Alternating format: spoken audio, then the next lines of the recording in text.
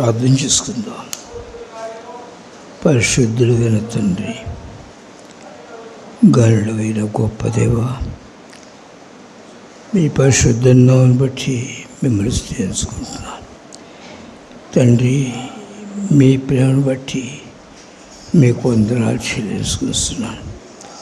దయల తండ్రి, మీ జీవపు వాక్కుల కొరకు ఆశించి మీ ఎదుకు వచ్చినాం ప్రభువా.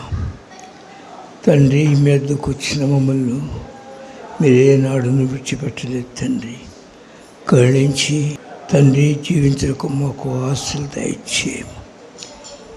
భలే నన్ను కరుణించము తండ్రి, నన్ను మరుగుపరచుము. మీ నోటి బొరగా వాడుకును. వట్టి వాడినిగా ఈ స్థలం నిలబడినాను ప్రభువా.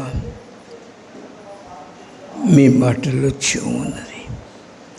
మీరు మాతో మాట్లాడండి. మా అందరి హృదయం ప్రభువా, మాకు కావాల్సిన జీవాన్ని దయచేయము.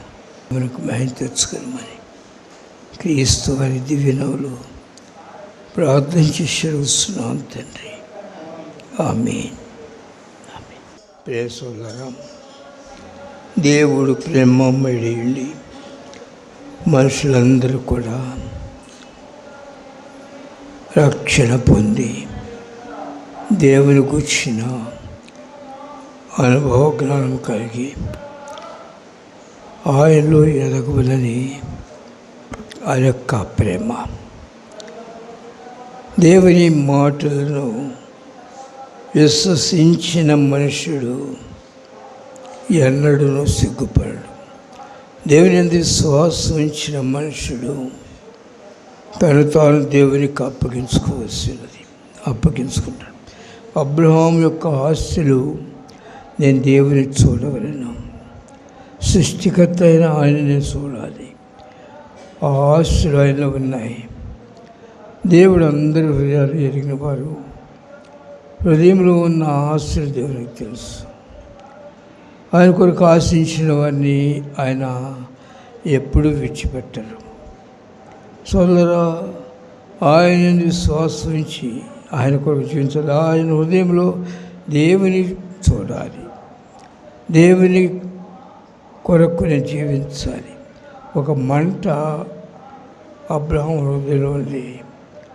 ఎందుకనగా ప్రేసోదరా, దేవుడు మన జగత్ పునాది వేయబడకమనిపే యేసు ప్రభువులో ఏర్పరచుకున్నారు. ఎఫెసీయులకు రాసిన పత్రిక 1వ అధ్యాయము 6వ వాక్యంలో ఆయనకి కుమారులుగా ఉండాలి మనము. ఆయన ఉద్దేశము ఆయన తండ్రి, మనం కుమారులుగా ఉండాలి. చూడండి, అక్కడ వ్రాయబడింది ఎఫెసీ 1వ అధ్యాయము 6వ వాక్యములో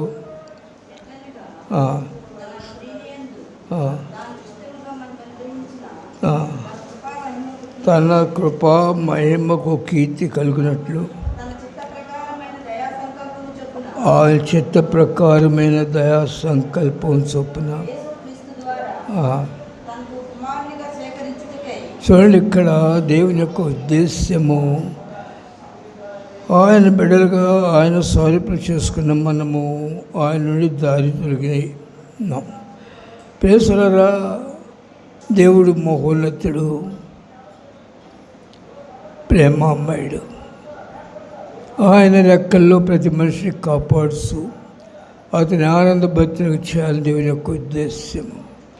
అయితే మనుషుడు దేవుని వైపు చూడక లోకం వైపు చూస్తూ ఉంటారు. ఎందుకనగా మనమున్న స్థలము సాతాను సింహాసన స్థలము కనుక కనిపించే వాటిని మనం చూస్తూ ఉంటాము. కానీ కనిపించని దాని యందు విశ్వాసం ఉంచిన మనుషుడు ధన్యుడు. కనిపించదు, పరలోకం కనిపించదు. కానీ దేవుని యందు విశ్వాసం ఉంచి ఆయన నమ్ముకుని ఆయన మాట నమ్మి ఆయన వెంట నడిచినప్పుడు పరలోకాన్ని మనం ఈ లోకంలో చూడగలము. దేవునితో మనం అన్యోన్య సహవాసం గలవారి ఉన్నప్పుడే దేవునికి మనకు ఒక సంబంధం ఉంటుంది. ఆయన మనల్ని కుమారులుగా స్వీకరించినారు. కుమారులుగా ఉండాలని ఆశించి మళ్ళీ జగత్తు పునాది వేయబడక మునిపేంటి ఈ సృష్టిని సృష్టింపక మునిపే మన పట్ల ఆయనకు ఆ ఉద్దేశం ఉన్నది. అంటే దేవుడు ఎంత జ్ఞానం చూడండి. సృష్టింపక మునిపే మనుషులు ఆయన నుండి దూరం అవుతారని అంత జ్ఞానం ఉంది ఆయనకి. దేవుని జ్ఞానం ఏ మనుషుడు వివరించలేడు. ఆయన ప్రేమను అర్థం చేసుకోలేరు మనుషులు. కనుకనే మనుషులు దారి తొలగి మళ్ళా శాపగ్రస్తులైపోతారని గ్రహించిన ఆయన కుమారులుగా ఉండు కొరకు తన ప్లాన్ వేసుకున్నారు. అందువల్ల యేసుక్రీస్తు వారిలో కుమారులుగా, అది తండ్రి ఏర్పరిచారు కుమారులుగా ఆదాముని. కానీ మనల్ని తిరిగి ఉన్నట్టే క్రీస్తు వారిలో మనల్ని కుమారులుగా ఏర్పరచుకుంటారు. అయితే ఇక్కడ ఏమన్నారంటే పరిశుద్ధులుగాను నిర్దోషముగాను జీవించాలి. కుమారుడు దేవుడు ఆయన పరిశుద్ధుడు కనుక ఆయన ఎందుకు విశ్వాసించు మనుషుడు పరిశుద్ధంగా నీతిగా జీవించాలి. నీతి కొరకు ఆకలి దప్పులు కలిగి జీవించాలి. ఆయన మనం కుమారుగా ఏర్పరిచిన ఆయన సంతోషపరచాలి. కనుక అబ్రాహాముని పిలిచినప్పుడు అబ్రాహాము దేవుని మాట నమ్మారు, బయలుదేరారు. ఏమన్నారంటే నీ స్వజనమును నీ స్వదేశాన్ని నీ తండ్రిని విడిచి నన్ను వెంబడించు. ప్రేసోలరా వెంబడించినాడు. కానీ చివరి వరకు వెళ్ళలేదు. తండ్రి ఉన్నంతకాలం తండ్రితో ఉన్నాడు. తండ్రి చనిపోయిన తర్వాత బయలుదేరినాడు. ఎక్కడి నుండి ప్రేసోలరా చూసినట్లయితే అనేకమైన శోధనలు, శ్రమలు అబ్రాహాము జీవితంలో చూస్తూ ఉన్నాము. కుమారుడు ఎప్పుడు కూడా దుర్బీజుగుడుగా ఉండకూడదు. కుమారుడు తండ్రిని నమ్మిన తర్వాత తండ్రి చిత్తం కొరకు కనిపెట్టి తండ్రి చిత్తంను నెరవేర్చు తండ్రిని సంతోషపరచాలి. అయితే తండ్రిని సంతోషపరచాలంటే దేవుని ఎదుకు ప్రార్థనకు వచ్చేంత మాత్రం తండ్రిని సంతోషపడడం అంతర్హృదయాన్ని చూసే దేవుడు. మన హృదయంలో ఆయన కొరకైన ఆశ ఉన్నప్పుడు ఆయన బలపరుస్తుంటాడు. ఒక ప్రక్కన అబ్రాహాము దీవింపబడుతున్నాడు, ఒక ప్రక్కన తన శరీరం శోధిస్తూ ఉన్నది.